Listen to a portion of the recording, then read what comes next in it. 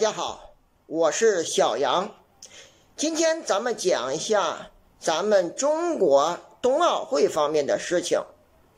29日，国际奥委会主席巴赫主持召开了国际奥委会执行委员会会议，国际残奥会主席帕森斯列席。他们来的这样一个会议的主要目的是什么呢？就是审议了北京2022年冬奥会和残奥会疫情防控关键政策。从2022年1月23日至冬残奥会结束，将实施闭环管理，以确保冬奥会的安全举办。为防止可能出现的新冠肺炎疫情传播，保障参赛各方安全，决定不向境外观众售票。所有进入闭环内的境内外冬奥参与人员和工作人员都将进行每日核酸检测。这是新华社的报道。这件事呢，本人是大力支持。为什么呢？少了很多咱说的洋人来到中国。你说他投毒吧，咱也不能那么说，但是呢，他毕竟给我们疫情防控人员身上增加了很多的压力，带来了很多新的不可控的因素。说实在的，我们也不想看到防控疫情人员疲惫不堪，在街头席地而睡的医务人员，这些都非常感动我们在电视上。但是谁家都有自己的宝贝，看着自己的孩子在这样一个状况下很难接受。还是呢，你们这个不要来了是这样对我们最好。日本的教训呢已经足够深刻了。东京奥运会让日本的疫情突飞猛进，以几何数上升。这个世界上任何一个政策不可能对所有人都有利，肯定会伤害到一部分的利益，比如酒店餐饮旅游对吧？但是也会带来更大的利益。你像我们中国控制疫情非常好，所以我们的制造业发展的也很好，而且国内的旅游业、服务业也在逐渐的恢复当中。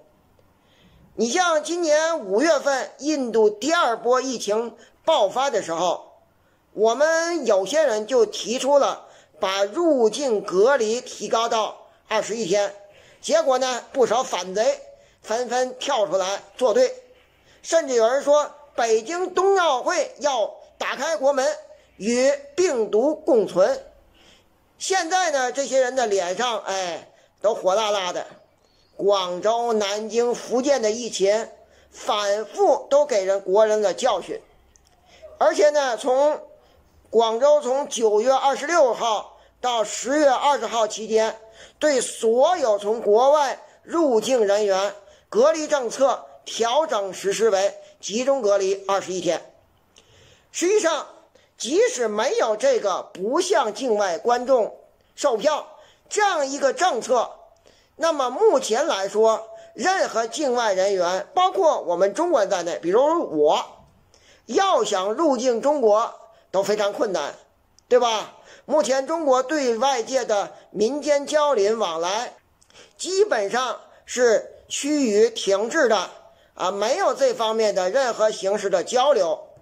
而且你要是在民航拿到一张入境的机票都非常困难。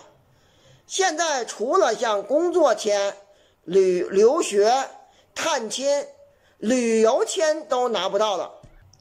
不对境外观众售票，只是对目前的既定事实的正式承认而已，其实不会有任何额外的影响。现在大家都知道非必要不履行的原则外国公民基本上是不可能以旅游的理由获得中国签证，然后入境到中国境内干一些事情的。也就是说，对于冬奥会的潜在境外观众，除非为他们提供单独的签证渠道，否则他们是不太可能拿到旅游签证的，也就是说，他们也不太可能看到这个奥运节目。而且呢，你像国外的防疫是松松垮垮，很多人是不太愿意接受3周的隔离政策，而那些运动员那是没办法了，一辈子可能就那么几次啊，他就认命了，忍着，对吧？换句话说，除非境外观众提供特别的签证和入境渠道，否则是否面向境外观众售票基本毫无区别。而且目前所有的入境标准完全无法避免病毒这个漏网的之余，哪怕完全接种了疫苗，入境前核酸检测都不可能避免有感染者出现。那么虽然所有的代表团成员都封闭管理，室内比赛中他们和观众还是会共处于一个密闭环境中。如果在其中运动员、教练、裁判员、比赛官员发现感染者，那么对于观众来说怎么办？所以我认为奥运会现在执行这样的一个政策是非常对的。好，今天的节目就到这里，如果觉得我说的还有道理，请加个订阅，点个赞，谢谢大家。